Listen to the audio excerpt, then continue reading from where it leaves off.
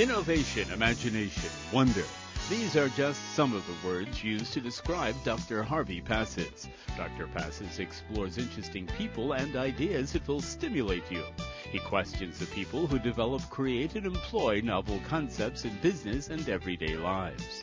He especially loves to speak with successful people. How did they do it? How can you do it too?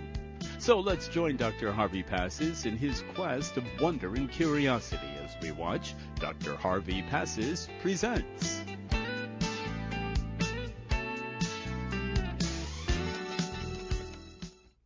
You know, what could be better than to dress nicely and feel good? And when I speak to a number of friends of mine, and okay, it could be a Sunday, and it's the end of the weekend, you just want to kind of be maybe a little bit of a bum around the house. But during the week, you go out, you go to work, you have dinner, you want to look good, you want to feel good. Well, I came across a gentleman who helps all of us to attain that kind of a goal. I'm speaking about men mostly. And this gentleman is a marvelous creative clothier. And he's been doing this for a very long time. And he's assisted me, and I've been very impressed. And I asked him if he would come down and do a show and explain to us guys how we can look great, how we can dress great, and also present some clothing tips. So in today's show, you're going to meet someone who is an expert in this field. His name is Joe Apollo. Joe? Pleasure. It's great. Thanks so much for taking the time to come down on your busy schedule. You look great. Thank you. You look great. My first question to you is, does clothes make the man, or does man make the clothes? Clothes makes the difference. Makes the difference. What do you mean? Between poorly dressed and well dressed. And well dressed. Absolutely. Well, I mean, one can look at you and see, and everything you're wearing, you made. Correct. Except for the microphone. Everything. That's not mine. Except for the microphone. But I mean, you look absolutely terrific. I was so impressed. Thank you. And to see, how you do all this. How long have you been involved, in helping men dress for success? Well, in the custom area, September 26th, I'll start my 31st year. 35th year. 31st. 31st year. What's Correct. the difference? Big deal. Still a long time. My gosh. So you've been doing this a long time. In the New York area, always? I started in Jericho, New York. Oh, and you've been staying there? Well, aren't you? Where are you now? No, I'm in the city. My shop is in the city. I see. But I service the entire metropolitan area. Now, let's talk right now for a couple of minutes. There's a lot of different things I want us to accomplish on this show. I want you to show people how to make different ties. I want to talk about different collars, why one man would wear one collar over another, how his clothing might be made to fit him better. I see, you brought some dummies, not to be funny here, but to also explain how the clothing is made, to talk about maybe some fabrics. I know I'm burdening you with a lot of information, and I'm probably going to implore you to come back from time to time because it's just too much information to do in one show. But I'd like today to be an overview to get a good understanding of it. First, what's the difference between getting clothing off the rack and getting clothing custom? The basic difference, ready-made clothing is made from an original pattern. That's off the rack. Off the rack. And for lack of a better word, the designer chose to make this garment's attitude. The attitude of the difference between chest and waist. If it's an athletic cut, it may have a much smaller waist. It's made for a mature man. Some of the manufacturers make for mature men as opposed to young men. When you deal with custom is made for your particular posture and poise and body language. Custom.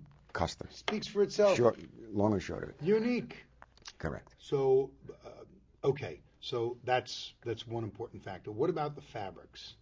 The fabrics that are shown in ready-made are safe. I don't understand that. The word safe meaning a retailer will buy fabrics that he will use in his line, depending on his clientele. He'll buy to his neighborhood or his trade. But I use the word safe, meaning non-risk. So they'll buy charcoal blue, charcoal black. They'll be sold. Exactly. They know it's money in the bank. They won't take this step to go a little bit different. And these fabrics aren't even available for the fabrics that I use in custom are not available in ready-made. The fabrics that I use, and all major brands from Europe, from Huddersfield, England, from just through Italian goods, are only available for men's custom tailors. I see. So you can't even get certain kind of fabrics in a ready-to-wear suit, ready-made suit. For the most part, no. Oh, I see. So it's like two separate industries, Yes. even though it's clothing men. That's correct. That's fascinating. I didn't know that. So that's another avenue that you have to understand between the two. So if a guy sees someone and says, "Man, you look really good. I want to look like that too," you're just not going to get that kind of a look. No. In a ready-to-wear suit. Probably not. I mean, maybe you could struggle, but for the most part, you're not. Correct. You're not. That's very interesting. When you get a custom suit, I see this in the movies and jokes and stuff like that. See people running around looking like this over here. Is there multiple fittings over and over and over again, or what? How does that work? Well, depending on the person's size and how unique his particular issues are. Like a big belly, or big wide shoulders. It's posture. It's posture, poise. You may need more than one fitting. For the most part, I require one fitting and a delivery naturally. And on the delivery, there could be a small adjustment. It could be a sleeve length. It could be a pants length. But for the most part, it's one fitting. And if I deem necessary, I'll make it two. But for the most part, it's one fitting. Reminds me of giving somebody a bridge. How many fittings? Right, you fittings. Take, The same. You try it in, you grind it. Same thing. Same thing. There's so much that goes into putting a garment together, providing that the end user is aware of what he wants, of how he wants to look. But I'll bet most people don't. No. And you have to have them see what they should want. I am, in most cases, more particular than my client.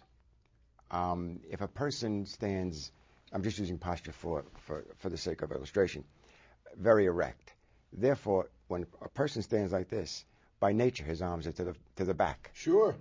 Who the heck stands like that? If someone is stooped, a man people. with a long back or who just crouches forward, his arms are to the front. Well, that happens to do with vocations, by the way. Barbers, you see, all barbers have long backs and slouch. Dentists also. Absolutely, for that very reason. But you would put the sleeves on to the front, so you don't create a problem here or here. That's why these sleeves are only basted on. I don't use any gluing. There's no gluing in my garments. It's a hand-basted canvas. What? Oh, I see. So when you say basted, it's glued on. No. Stitched by hand. Stitched by hand. I see. As opposed to gluing and all that. Today, a lot of high-end garments are glued.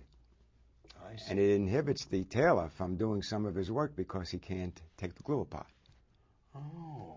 So you have retrievability. You can change things. Absolutely. I could move turn a sleeve. around. I could raise a collar, lower a collar, do almost anything in this condition. In this condition, right. That's interesting. I didn't know that. Are most people hard to fit? If the person taking the measurements is aware and could see what he's dealing with, right, in a conversation, watch body language. Right. And I don't want to make it sound like it's rocket science, but it really is. In essence, to watch if a person is fastidious and sits straight, and then there's a rough and tumble kind of a person who sits and his legs are crossed, and you take into consideration what fabrics to give him. Not too much delicate fabrics, something that's a little tough. But by and large, if you're taking the measurements correctly, everyone could be fit properly. So the key here is, again, as in dentistry, you plan your work, then you work your plan. So you've got to make sure you take good measurements. Without question. What's the old story? Measure twice, cut once? Cut once. And then you've got to relate to the cutter exactly what you've seen. And what type of, if there's so much, the posture, a low shoulder, usually the man is a low right. How severe? Interesting. You even showed me about watches on the shirt, so you have more room for. Well, when we measure for shirtings, we make naturally whatever wrist the watch is worn on. We take that into consideration, especially with the watches that are being shown today. They're like Big Bens on some of the wrists. Right. So very interesting. Who typically is would be someone who'd go to custom made? The man who really wants to walk into a room and really, not looking for a standing ovation, but he wants to be noticed. He's proud of how he looks. He's got pride. He has he cares about his image. Mm-hmm. He wants to make a good first impression or a 10th impression, but be known for his clothing. Yeah, I've seen people walk in a room, even one individual right now whose name shall be not said. And I remember, he walks in, people, they turn their head and they look, because he's got a look that Correct. You just don't get that easily Correct. Off the rack. Correct. And I think that's terrific. What's the difference between made to measure and custom made? I always thought they were the same. That's a good question. Made to measure, not a bad product in itself. A company that makes made to measure clothing will make a garment to two sizes, your chest and consideration for your waist. Mm-hmm. Naturally, sleeve length or jacket length, all those will come into play. Mm-hmm. Custom made is, no matter what you could describe, a custom tailor could make. A made to measure factory can only make certain standard patterns and styles. Oh. So like an erector set, you can get double breasted, you can get single breasted. You can get an option of a peak lapel versus a notch lapel. But if you wanted something super unusual, those factories aren't equipped to make something, even minor adjustments, they're not equipped for it. It's no different than, if I could make an analogy, if you went to a fine restaurant and you said to the chef, I'd like you to make me this, this, and this. A chef will go in the back and whip it up.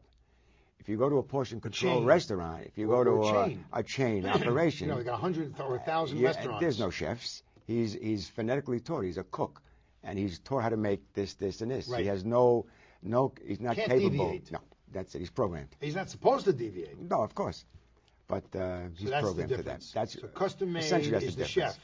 Made to measure is the chain store. That's it, exactly, precisely. Very interesting. Now, how is a guy going to choose clothing that's appropriate for his age, his body fit, his shape, so he doesn't look, A, ridiculous, like, hey, he's trying to dress too young, he looks stupid, or, look, he dresses really old. Young guy who does the reverse. Right. How does one know? Well, other than bringing your wife along. That's also true. In reality, it's up to the clothier to read the client. No different than an interior designer or decorator will get to know the husband and wife and their likes and dislikes and their social style and attitude. Same thing with a clothier. Start to talk to him and find out what he does and when he wears his clothing. Does he need 5 suits? Is he just a person who is going to wear a suit once a year or twice a year? And then absorb this. That's what I do. I absorb, we talk, and we listen, and then I'll make my recommendations of what I think he should have. It's certainly, he's the end user, and it's his final choice. Sure. But I would suggest certain things based on my experience and knowledge. Let's take a moment and talk about collars. And then after that, I want you to demonstrate tying some knots. Okay. We'll talk about knots in a second. I have so many questions to ask you. What are the different kind of collars? I see your collar and my collar are totally different. Yes. And you brought a whole bunch of collars here right now as well. And each one's different. Why? What are the differences, and who would wear them? Okay. Collars run from degrees from 0 through 7. 0 being no tie space, absolutely. No tie space? No tie space, straight across. So that it's going straight down. If you've seen the movie Goodfellas, right, you'll remember Joe Pesci and De Niro and the like, with the collars straight down, with absolutely no room for the tie. As a matter of fact, you don't even make a knot with that tie, with that collar. You just flip it over, and it becomes like an ascot. The next degree goes from 1 to 2 through straight across 7.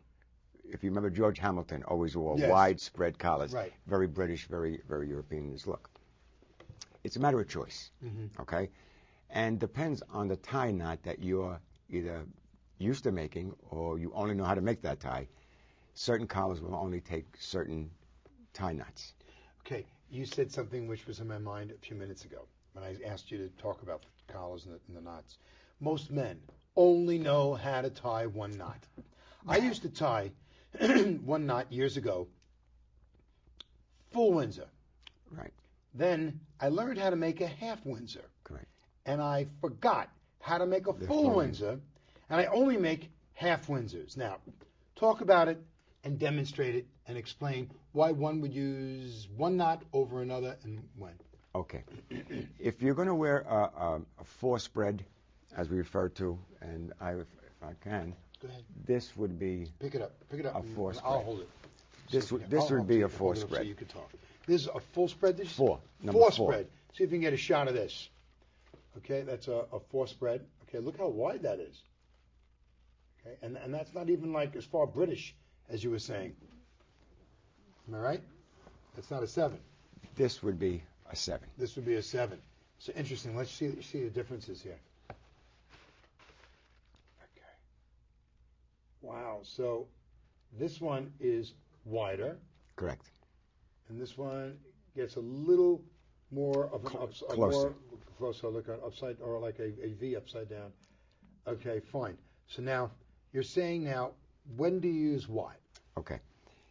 If you were to take the knot that you're wearing and my knot as well, and try to use it in a 7 spread, Yes. it would get lost. It would just be Okay, there'd be there would too much there'd be a space valley in that exactly. window, as you call it. I call it a window. So Right. what you would use in a 7 spread, you would use the full Windsor that you first started. So you want to fill. So it's a fatter knot, a full Windsor. Exactly. May I? Please. Okay. Okay, hold on. Let me get the camera to get in there so we can get a shot. That's fine. We get a shot there. Okay, go ahead. Go slow. I will. Okay. On a full Windsor, and I'll go very, very slow, you're going to wrap both sides of the band. We're going to go to the left first. Okay. We're going to go underneath and wrap this side as well. Wow. Now, That's right. Look at the size without of it. looking in the mirror, I might be long, but now you go over, Oh my God. under, and through. This is a little short. Yeah, very. From sitting down, Yeah, I'm I not understand. used to it. I understand. But let's I do it. understand. Let's We do do it it that once way. again. Yeah, but I see what Okay. you had. Wow. Okay. Now in this way. Yeah, do it like that. We'll do it And the that same shot's way. a better shot we got from the We'll camera. do it to the left, and then we'll go over and around, and surround. Yeah, you're doing it. Surround the right. Yeah. Wow. And You're a real long and time this today. and this is the foundation. This should be a V in here. It Without is. having a mirror, I can't Yeah, see. yeah. You got Now it. it's over And then up, Under. and around. and around. Now this would fit in a 7 spread very, very nicely. Jesus. But look at it's the meant size to of have that look. Now at this point, while it's still loose, you would start putting in the dimple, and you try to create that little V underneath. I love it. How Look am at I? this. Great. What I Oh, can't it's see. great. And like this. Yeah. Okay. Now your collar would be like this, It fills it and you'd up. have that. Okay. That's a giant In knot. in comparison, same knot, except half. Half. You just do one side. So it would be something like this. And now you have to adjust your tie depending on the Oh, weight it of the drives me cloth, nuts. the weight of the lining, Uh-huh. and the length of the tie. That drives me So now crazy. we're going to do it half. We'll go on one side, and we go to the left, You got it. And that's it. and then that's it. It's over, under, around, and through. Very different. And that'll give a cylinder knot like you're wearing, Right. and me as well. And same thing. Just see if you can. Less of just- a broad V. Right. It's more this, like yours is, and that would fit in a 4 spread beautifully, or any spread for that matter. What is this? A 4 spread? 3? Well, it's a pin collar. Also, it's just different. It's based on a 3. Okay. A pin collar can't be too wide, because you'd Won't have to have a make it. pin. It would never come across. Or a tab collar is the same thing as a pin. Mm-hmm. But that's based on a 3 spread. If you took your pin off, it would just lay straight as a 3. I see. Okay, it's not a science, except using a pin, you'd have to have a 2 or a 3. Right. Nothing wider. Right. So that's very interesting. So those are the 2 basic knots? Yes, absolutely. What about bow ties? Bow ties is another issue for which most men don't know how to Right. make a bow tie. I didn't bring any Right. bow tie with me. Another time we'll do it. We'll do it. But the idea was a bow tie, it's supposed to look unkept. It's got to look like Really? you didn't go to the store and buy this precision, and it's made out of a cookie cutter. I get It should you. look like It was it's tied. a little twisted.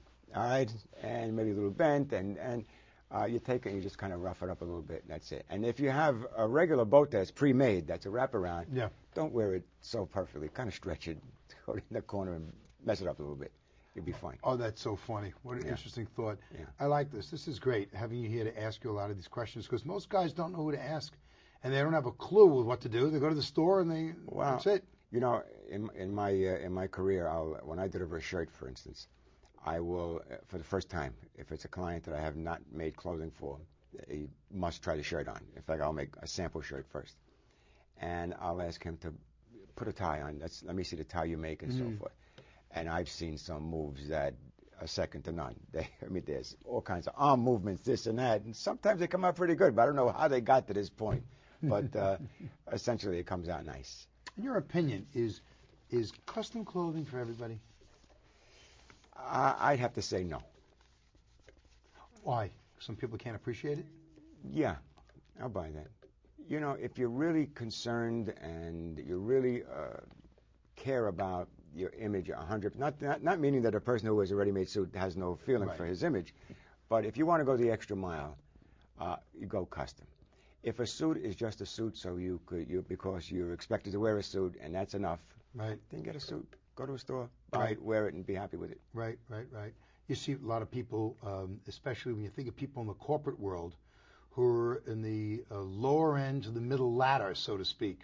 They're just got these suits that were like cookie cutter. Yeah. And the best thing of all I can think of is a guy who's in the FBI who's wearing a suit. You picture a lot of these guys who are in the government level wearing a suit, told to wear a suit. It's like they went to General Motors to buy their suits. And their shoes, thick soles. Right. It's a uniform. It's all stamped out, and the clothing's very stiff. Exactly. Exactly. Talking about material, what you have some books here on material. What does one look for in material when you want to get a suit? You should look for how soft the fabrics are. Soft. As compared to being brittle. Stiff. A fabric that is lush and soft, preferably Super 120s and better. That's the fineness of the loom. Did you call it super? Super. What does that mean?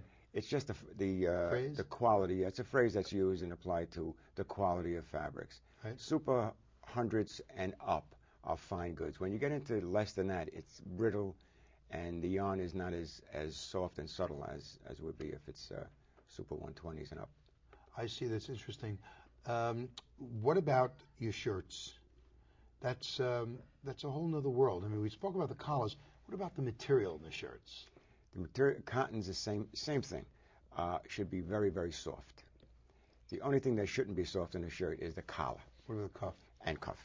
Right. The collar, I put a lining in my collar that is second to none. I beef it up to the point where laundries cannot ruin them. They can't twist them, they can't bend them, they just lay always perfect. Mm-hmm. And I will not settle for a shirt that's less than, just always looks tailored.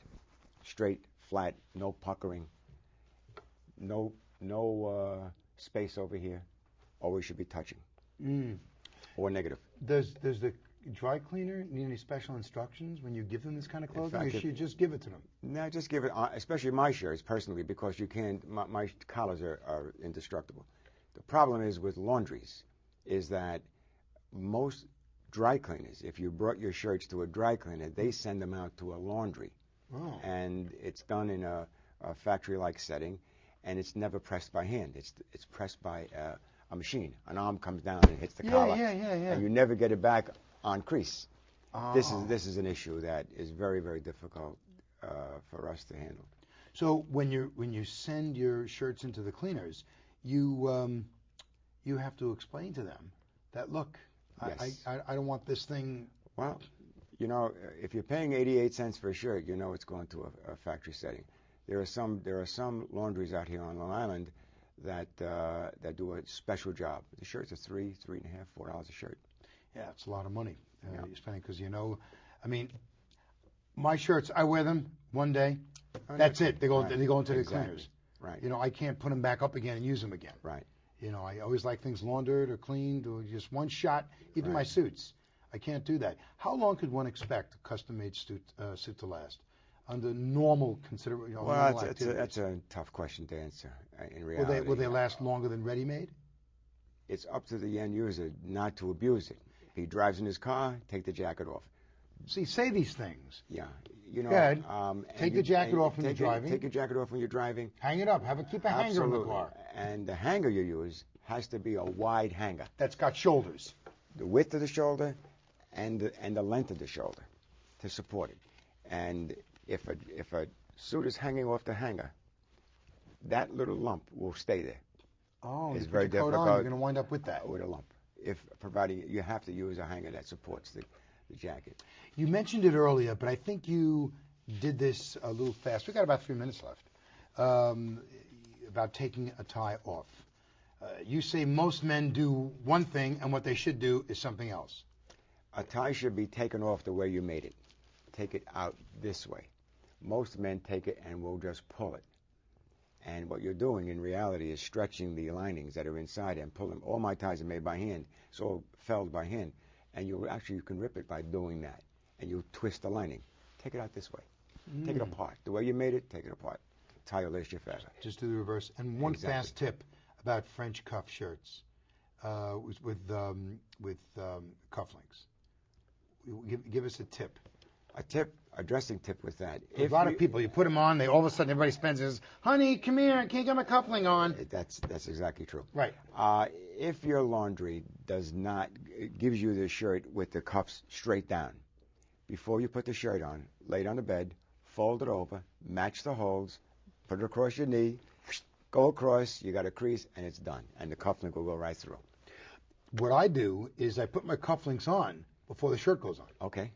And now when I put the shirt on, I kind of squish my hands gently right through it, and that's it. Now I got nothing to worry about. If you can get your arms through, and that shirt, by the way, I could see you can. So yeah, you could do that. Yeah, and it feels very comfortable. It feels wonderful. What about what's the difference between a custom shirt and a ready-made? Essentially the same thing as we discussed with clothing. It's made to your proportions. So it should most importantly, feel better. Yeah. It'll feel better. It'll fit better. And aside from the what we call the girth or the shirt waist, the collar. The collar is your appearance in getting dressed.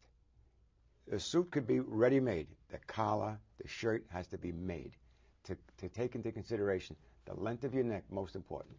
If a man has a long neck, you've got to give him enough height and enough band height. If he has a very short neck, almost vanishing neckband, low in the front and low here, so that when he turns his head, you don't see all of this breaking and cracking, which will ruin your appearance from the get-go. See, these are the things that people need to know. That's why I was thrilled that you came down. Thank you. Because when you and I had these conversations, I said, it makes sense. It's common sense. But yet, most guys don't know who to ask, and most of us are embarrassed. We feel we're being vain, and we shouldn't ask. That's ridiculous. You want to look good. You want it to work well. Let it flow. Let it be usable. We're out of time. Joe Apollo, you're a good guy. You going to come back? Absolutely. Okay, going to come back, and we're going to talk about doing a whole full suit. That'll be great. Okay? Looking forward to it. You're a good guy. Thank you. Thank you very much. You look great. Look at this. My God, you look marvelous. Thank you for coming down, Joe. And thank you very much for watching. I hope you got something out of this. It's interesting, a whole other way to look at how men could dress. To look good, feel good, and let the clothing work with you. Don't fight with it. It should work with you. So, as I always say, like Joe Apollo, whatever you do it with passion. Otherwise, who cares? Dr. Pastor saying, see you again next time.